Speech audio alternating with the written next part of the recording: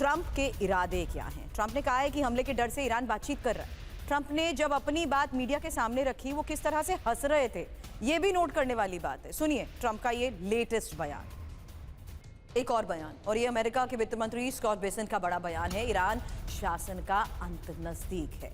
Iran छोड़ रहे हैं सत्ताधारी नेता। ईरानी नेतृत्व ने मोटी रकम बाहर भेजी है। अमेरिका के वित्त मंत्री स्कॉट बेसेंट का दावा। अब अमेरिका ईरान टकराव, बातचीत से क्या निकलेगा हल, ये एक बड़ा सवाल है, क्योंकि ओमान मस्कट में ये मीटिंग हो रही है। डिटेल मीटिंग के बारे में एक एक आपके सामने है। बातचीत में कौन कौन शामिल है ये भी देख लीजिए। ट्रंप के विशेष दूत स्टीव विटकॉफ, साथ ही ट्रंप के दामाद जेरेड कुशनर और ईरानी विदेश मंत्री अब्बास अराक्ची, मिस्र, कतर के प्रतिनिधि भी इसमें मौजूद हैं। बातचीत के मुद्दे अहम हैं। ईरान का परमाणु प्रोग्राम, ईरानी बैलिस्टिक मिसाइल, मध्य पूर्व में अमेरिकी तैनाती, ये बहुत इंपॉर्टेंट मुद्दे हैं। हालांकि मस्कट वार्ता के बीच ईरान ने भी बड़ा संदेश दे दिया है। अगली खबर है, ईरानी विदेश मंत्री ने ईरान के एक शहर तबस से उड़ान भरी है और तेहरान की बजाय तबस से ओमान पहुंचे। तबस में फेल हुआ था अमेरिकी ऑपरेशन और यूएस को संदेश देने के लिए ही तबस से ये उड़ान। यानी इस वक्त एक एक चीज एक बड़ा प्रोजेक्शन है। हर मूवमेंट इस वक्त एक बड़ा संदेश है। ना सिर्फ बयान, बल्कि जिस तरीके से ऑपरेशन तबस को लेकर यह मैसेज दिया गया। ईरान का ये ऑपरेशन तबस था क्या? ईरानी विदेश मंत्री की तेहरान की जगह तबस से उड़ान, ये खबर बहुत इंपॉर्टेंट है। अब्बास अराक्ची तबस से ओमान पहुंचे।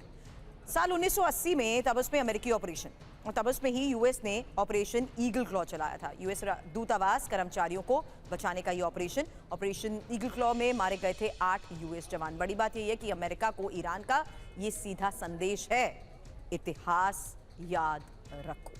वार्ता के बीच ही अमेरिका की बड़ी तैयारी। जॉर्डन बेस पर सैन्य तैनाती तेजी हो चुकी है। और आपको बता दें, मुफ्फाख बेस पर 12 F-15 की तैनाती। सैटेलाइट तस्वीरों में तस्वीर दिखाई गई, ये तस्वीरें, ये देखिए सैटेलाइट इमेजेस के जरिए इसी सैन्य तैनाती को लेकर ये खबर है कि कैसे अब जॉर्डन में भी तैनाती तेज हो चुकी है, तैयारी पूरी है। तो फिलहाल ये सैटेलाइट इमेजेस, और इन सैटेलाइट इमेजेस से अमेरिका की एक और तैयारी का वो सबूत, जहां अमेरिकी F-15 की तैनाती हुई है। तो एक तरफ बातचीत, वहीं दूसरी तरफ अलग अलग फ्रंट से सैन्य तैयारियों को लेकर बड़ी खबरें। फिलहाल ये तस्वीर जो आप देख रहे हैं, ये तस्वीर है एक इंपॉर्टेंट बेस, यानी 12 F-15 की तैनाती जो कि जॉर्डन के बेस पर हुई है। और वार्ता के बीच ही अमेरिका की बड़ी तैयारी का ये एक और सबूत है। ईरान के खिलाफ ट्रंप ने कैसे बिसात बिछा दी है, क्योंकि जंगी तैयारी लगातार हो रही है। अब ये बिसात कैसे और कहां पर बिछाई जा रही है, फिलहाल जॉर्डन की ये लेटेस्ट न्यूज है, जहां की तस्वीर आपने देखी। ये एक और इंपॉर्टेंट स्ट्रैटेजिकल बेस है जिसका नाम है मुफक सॉल्ती, और तैनाती है यहां पर 12 F-15 फाइटर जेट्स की।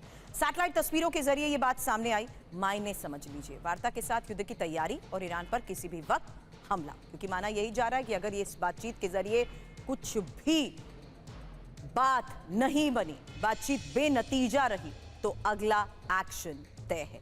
मध्य पूर्व में ही एयर डिफेंस मजबूत अमेरिका कर रहा है, ये एक और बड़ी खबर है। अरब देशों में एयर डिफेंस की तैनाती में अमेरिका जुटा हुआ है। एयर डिफेंस तैनात करने के बाद ईरान पर हमला, और ईरान ने जवाबी कार्रवाई की तो एयर डिफेंस की ही जरूरत। हालांकि वॉल स्ट्रीट जर्नल के हवाले से इस खबर को लेकर क्या बड़े दावे किए जा रहे हैं, क्योंकि एयर डिफेंस का ये पेंच, एयर डिफेंस मजबूत अब अमेरिका कर रहा है।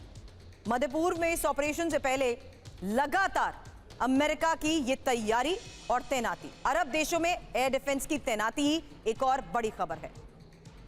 मध्य पूर्व में ही एयर डिफेंस सिस्टम अमेरिका तैनात कर रहा है। मध्य पूर्व के सभी यूएस सैन्य बेस पर एयर डिफेंस की तैनाती को लेकर यह खबर है। हालांकि खबर यह है कि थाट, पेट्रियट एयर डिफेंस मध्य पूर्व पहुंचाए जा रहे हैं। ईरान के पास घातक बैलिस्टिक मिसाइल है। युद्ध की स्थिति में ईरानी मिसाइल से नुकसान भी संभव है। ईरान मध्य पूर्व में अमेरिकी बेस को निशाना बना सकता है, यही इस रिपोर्ट में दावा किया जा रहा है। मनीष, एक क्विक रिकैप इस लिहाज से, क्योंकि हम लगातार तैयारियों को लेकर पिछले कई महीनों से खबरें दिखा रहे हैं। युद्धाभ्यास के जरिए भी, सैन्य तैयारियों को लेकर भी, समुद्र में की गई तैयारी भी, और एयर डिफेंस को भी किस तरीके से एक्टिव कर रहे हैं। इस बातचीत में क्या यही प्रोजेक्शन असर डालेंगे? क्योंकि अंदेशा दोनों को है, दोनों ये जानते हैं कि दोनों सैन्य तैनाती को लेकर तैयारी पूरी कर चुके हैं। रेडी टू अटैक मोड, तभी तो हम ये शब्द का इस्तेमाल करते हैं कि सब कुछ रेडी टू अटैक मोड पर है, बस आदेश मिलने का इंतजार बाकी है। इस टेबल पर हो रही बातचीत में इसका कितना असर? देखिए, एक शब्द तो आपने कहा कि रेडी टू अटैक, एक और शब्द है जिस पर ईरान बिलीव करता है, और वो शब्द किसी और के नहीं बल्कि खुद राष्ट्रपति ट्रंप के हैं कि पीस थ्रू स्ट्रेंथ। तो ईरान ये दिखाना चाहता है कि उसकी अपनी ताकत क्या है। और सच भी बात है, देखिए जब दोनों के बीच में लड़ाई शुरू होगी तो जाहिर है कि अमेरिका ताकतवर है और अमेरिका और इजराइल मिलकर तो और अधिक खतरनाक है। लेकिन ईरान को क्या करना है कि ईरान को बस अमेरिका को ईरान के 100% मिसाइल रोकने हैं, उनको 100% ड्रोन और सी ड्रोन रोकने हैं। लेकिन ईरान को 10 में से अगर 2 भी मिसाइल उसके ईरानी अमेरिकन एयरक्राफ्ट कैरियर में अमेरिकन वारशिप पे गिर गए तो क्या होगा? वो तो फिर मेडिटेरेनियन सी में डूब जाएगा। बस ईरान उसी बात को दबाव बनाए हुए है कि देखिए जी, मैं बातचीत के लिए तैयार हूं, लेकिन अगर आप नहीं मानोगे तो फिर लड़ाई जब होगी तो मेरे पास कोई और चारा नहीं होगा। फिर मैं बचने के लिए अपने मिसाइल का इस्तेमाल करूंगा, बैलिस्टिक मिसाइल का इस्तेमाल करूंगा, ड्रोन का इस्तेमाल करूंगा और मैं अंडर वाटर सी ड्रोन का इस्तेमाल करेगा। और यकीन मानिए आज भी Iranian Shahid 136 drone American MQ-9 drone से बेहतर मारक क्षमता वाले हैं।